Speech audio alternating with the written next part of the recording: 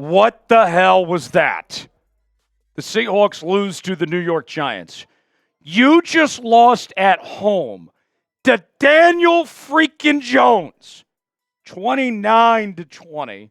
Seahawks had a chance to tie the game in the final minutes after playing awful all day long. And Jason Myers' field goal with a chance to send it overtime was ultimately blocked and returned for a touchdown score. Giants win 29-20. Also had some injuries today. Uchenna and Nwosu left with a thigh injury. Woolen had an ankle injury. Derek Hall with a foot injury. So not only did you lose, but it was a costly loss as well. When we have more injury updates on those individuals, we'll let you know and the latest and keep you posted on that. Let's talk about this one. Go over these statistics. Offensive line was atrocious. The defense had no pass rush of any kind throughout much of the day. The coverage was just atrocious. They let Daniel Jones go to work on them. Daniel Jones shouldn't even be a starting quarterback in the NFL, and he owned this Seahawks defense. And here's the thing. Here's the thing that frustrates me more than anything else of what we just witnessed from this Seahawks team today. The run game. Non-existent. Non-existent. You only handed the ball off to Kenneth Walker 5 times. 1, 2, 3, 4, 5. That's it. 5 times. Ryan Grubb, I've been a big fan of his. I like what I've seen from Ryan Grubb for the most part. But he called a horrible game today. Just atrocious. Coaching failed this team. The players didn't perform. They had an awful game plan for this one. I'm just disgusted.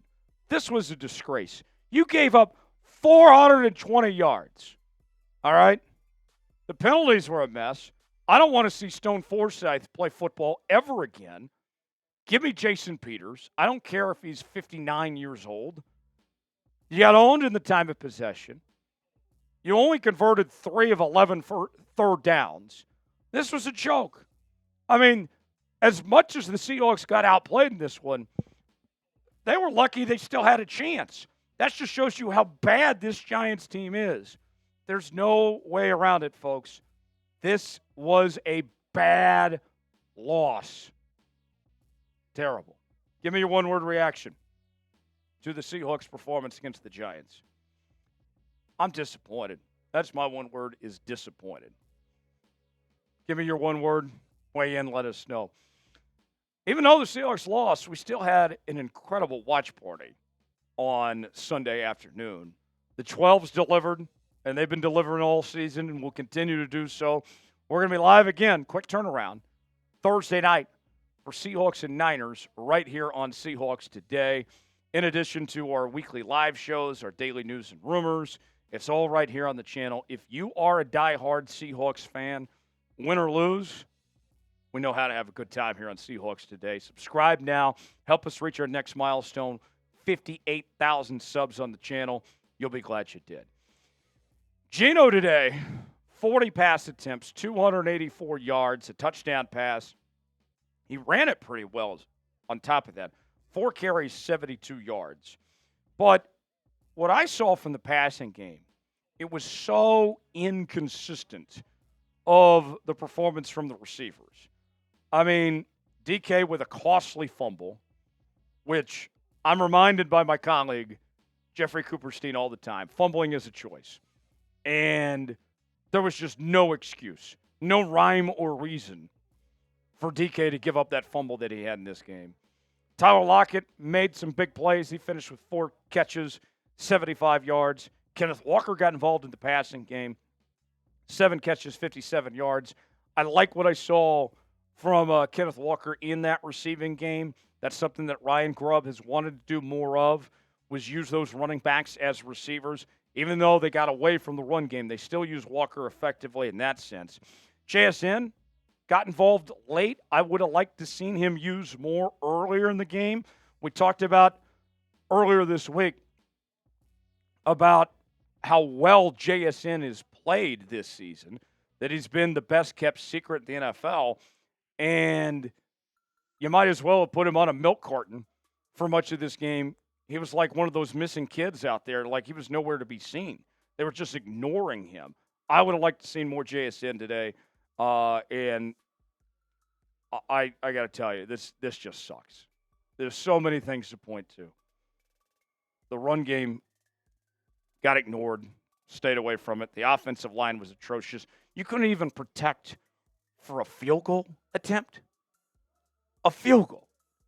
Couldn't even protect for a field goal attempt. Defense was bad. I'm pissed. I'm pissed. And, we bring you these post-game reactions with our raw emotion.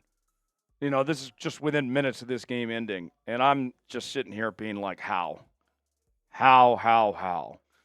Who was Seattle's MVP? I'm voting nobody. They all need to walk home. I hope Stone Forsythe isn't on this team for much longer. He should be bagging groceries or something. Who was the MVP? If you had to pick one, who would it be? Way in the chat, let us know. Today's show is sponsored by Game Time. Game Time is the best place to go for the best seats, the lowest prices guaranteed. Whether you're looking for tickets to sporting events, concerts, theater productions, comedy shows, and more, Game Time has got you covered. Maybe you want to get tickets to your next Seahawks game. Game Time's got that as well. Game Time has a new feature called Game Time Picks that makes getting tickets to see your favorite teams play live even easier. Game Time Picks filters out the fluff to show you only incredible deals on great seats, so you don't have to waste time searching through thousands of tickets.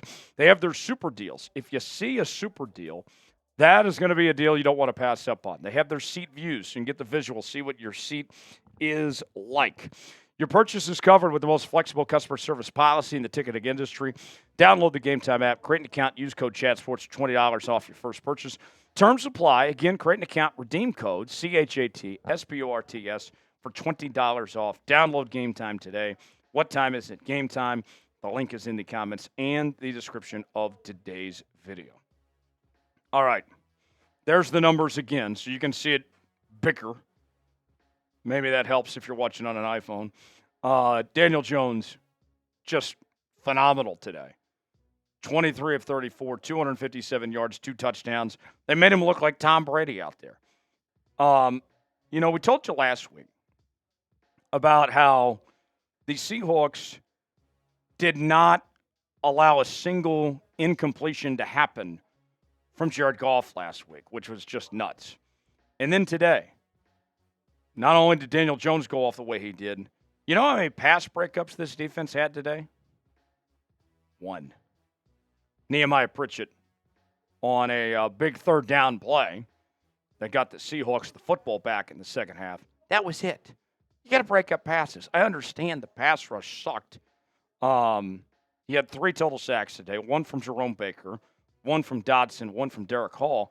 But at some point, you got to put your hands in the air and make them stay there. And they stay there up, down, up, down, up, down. Like, where was that today? The coverage was just atrocious. Trey Brown was awful. Just awful today. They let Tyrone Tracy run it up and down their throats. Be honest. Be honest with me, folks. How many of you even knew Tyrone Tracy even existed before today? This wasn't Saquon Barkley. All right? This was Tyrone Tracy running for 129 yards. I'm sick. I'm sick. And now you go from here. You sit at 3-2. The thing for the Seahawks that's lucky for them is the division is a bit of a mess right now. Niners lose today. Rams don't look good. Cardinals got their problems. With these back-to-back losses and the Seahawks not playing great, it's still wide open. And I feel like Thursday's a must-win game at this point. How would you grade the Seahawks' performance against the Giants? A, B, C, D, or F? Way in the comments section. Give me your grade. I'm going D, D minus.